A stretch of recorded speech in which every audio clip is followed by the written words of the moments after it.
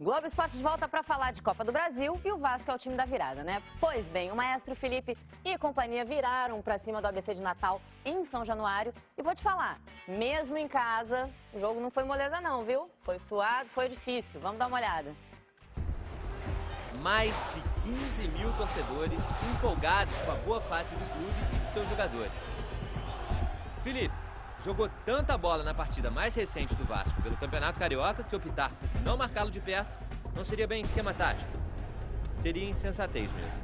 A princípio o Reinaldo tem essa incumbência de encaixe em cima do Felipe. Reinaldo, esse número 8, só não ficava grudado em Felipe porque o pensamento do jogador do Vasco, na maioria das vezes, estava um segundo à frente. Na esquerda, pela direita, da esquerda de novo. Na Copa do Brasil, o clube carioca guarda lembranças ruins dos adversários menos famosos.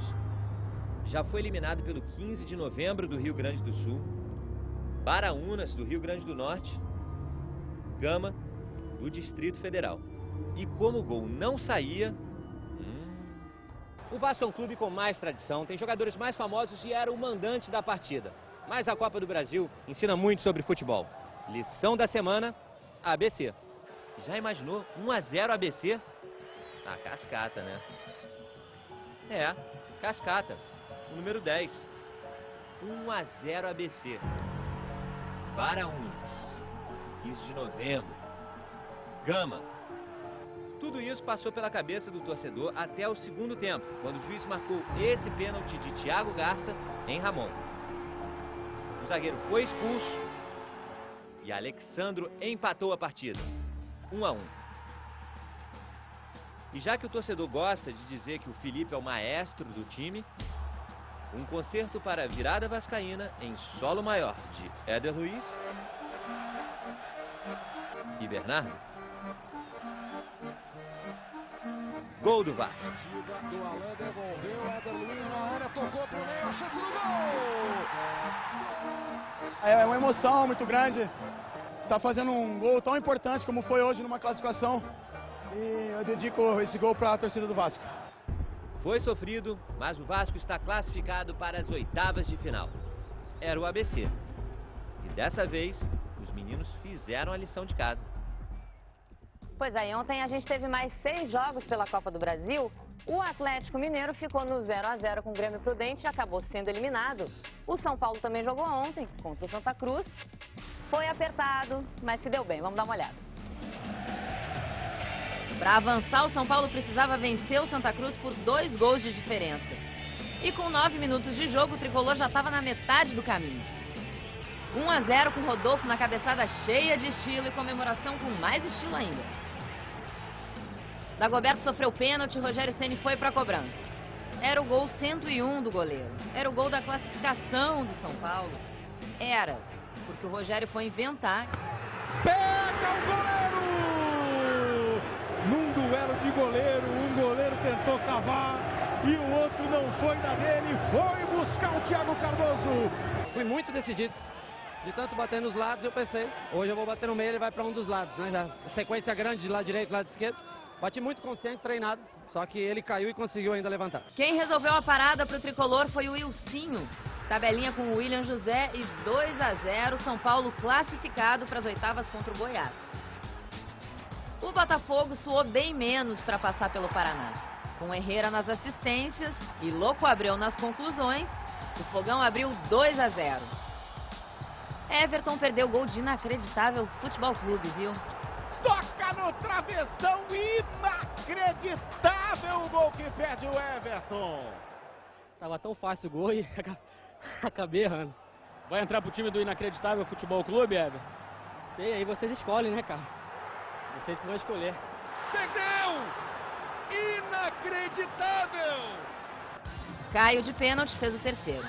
O Botafogo pega o Avaí nas oitavas. Em Salvador, o Bahia se classificou vencendo o Paysandu por 2-1 com 2 gols do Souza. Na próxima fase, o tricolor baiano encara o Atlético Paranaense. Quem também está nas oitavas é o Santo André, que venceu o Sampaio Correia graças a esse gol do Aloysio. O time do ABC Paulista vai jogar contra o Palmeiras. E a última vaga da próxima fase ficou com o Caxias, que derrotou o Botafogo da Paraíba por 3-1 e vai enfrentar o Curitiba. Libertadores, Libertadores, los grandes equipos,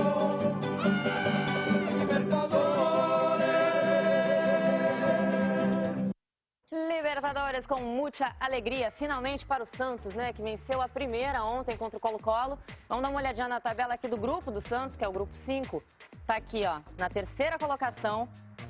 Depende do seu resultado ainda para poder se classificar. Então, ó, vou falar para vocês do jogo. O jogo ontem foi polêmico, várias expulsões. Vamos dar uma olhada como é que foi. Imagine Santos e Colo-Colo como um daqueles típicos jogos de Libertadores. A festa estava bonita. A Vila Belmiro lotada. Teve gols. José Eduardo, vai passando o Danilo, bola rolada pra ele, dentro da área, veio o Castilho, driblada, batida! Expulsões. É jogo típico de Libertadores, né? Então, teve catimba também, né? É o calor de Libertadores, é o calor do jogo. E claro, teve polêmica. O Santos já vencia o Colo-Colo do Chile por 2-0. Elano abriu o placar e Danilo fez o segundo. Até que aos 6 minutos do segundo tempo... Briga o Neymar, ganha o lance, tentou um balãozinho, foi pra dentro da área, vai pintar um golaço! Gol! Ele botou uma máscara ali, hein? Tá expulso o Neymar, ele colocou a máscara, foi vibrar com a torcida e o árbitro expulsou o jogador. Polêmica armada. O Ganso ficou indignado. Eu nunca vi isso, o jogador saiu para comemorar um gol, agora está sendo expulso. Já o Muricy Ramalho estava na Vila Belmiro, no camarote, vibrando com seu novo time pela primeira vez, pensou diferente. Ele cumpriu a lei, né? Não se pode mais pôr essa máscara, não se pode mostrar a camisa, esse tipo de coisa, né? Opinião de um lado e de outro, então resolvemos abrir a discussão para os nossos especialistas de arbitragem. Polêmica da rodada. Os árbitros recebem da FIFA uma orientação, e a regra é clara, que se o jogador, ao fazer um gol, usar uma máscara, ele tem que tomar cartão amarelo. E como o Neymar já havia recebido um cartão amarelo, foi o segundo, então ele foi expulso corretamente. O jogador está proibido de cobrir a cabeça ou o rosto com máscara ou equipamentos similares, devendo, se assim o fizer, ser punido com cartão amarelo. Quando o jogador coloca uma máscara, ele pratica uma conduta antidesportiva, passível de cartão amarelo. Pois é, agiu certo o uruguaio Roberto Silveira. E ele não expulsou só o Neymar, não. Do Santos botou pra fora também o Zé Eduardo e o Elano. E ainda mostrou o vermelho pro Scott e pro Jorqueira, do Colo-Colo. Depois de toda a confusão, o time chileno diminuiu o placar com Jerez e Rubio. Santos 3, Colo-Colo 2. O Internacional lidera o grupo 6, mas ontem deu muito mole, perdeu a invencibilidade e a chance de garantir logo a vaga nas oitavas de final. Parecia tudo certo pro Inter. Nem tão quente como os outros dias, nem tão lotado como se imaginava. Até o torcedor colorado foi. O atual campeão da Libertadores contra o lanterna do Campeonato Mexicano. Mas pode resumir a partida dizendo também que foi um jogo estranho. Atípico, né? Jogar uma Libertadores de dia com o sol muito quente, mas isso daí não serve de explicação. Quem dera fosse a única coisa, digamos, fora da ordem. A cada ataque dos Jaguares, música no estádio. Em meio ao jogo, como os mexicanos tiveram boas chances, foi música o tempo todo. Até que o lateral Ney fez a coisa mais estranha da tarde. Facilitou e muito o gol de Salazar. E tem nas costas o nome Hulk. Que estranho, não? Triste constatação. O Jaguares não parou de atacar. E a música deu lugar ao rugido do bicho. Vidia Senhor. Nome esquisito, mas foi ele quem evitou o empate na falta de Andrezinho. Não fomos bem hoje, E por isso que o Jaguares mereceu, porque o Jaguares fez por merecer. E para terminar a sessão Esquisitices da Tarde, o público, sem saber o nome do salvador da pátria, gritava simplesmente porteiro, goleiro em espanhol. Ó, vamos ver então como é que tá a situação do Fluminense, que é bem diferente da situação do Inter, tá super complicada aqui. Ó, o Fluminense está na lanterna com 5 pontos, mas se vencer o Argentinos Júnior, pode chegar a 8, pode superar os argentinos e também os uruguaios. Lembrando que tem que ficar torcendo para o Nacional perder ou empatar, enfim, para a situação melhorar para o Fluminense tentar uma classificação na Libertadores.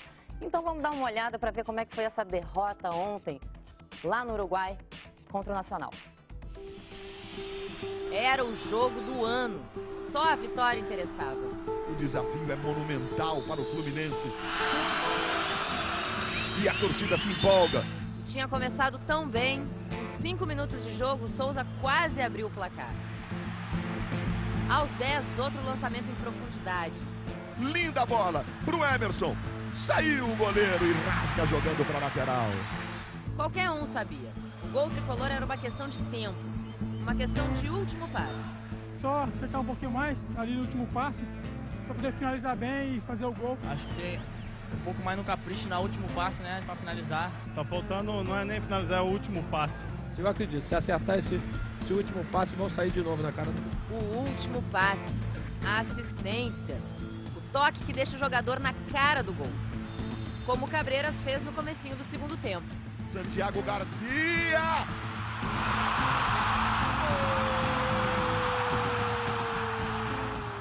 Um castigo monumental para o campeão brasileiro. Pior, só saber que o atacante do Nacional estava impedido. O bandeirinha não marcou. Ele sai chateado, porque no lance quem devia ter feito o seu papel não fez. Em busca do último passe, Deco entrou no Fluminense. Só que entrou também Galhardo no Nacional. Galhardo pro Garcia, pode fazer o segundo! Gol! O Nacional ainda quase fez mais um.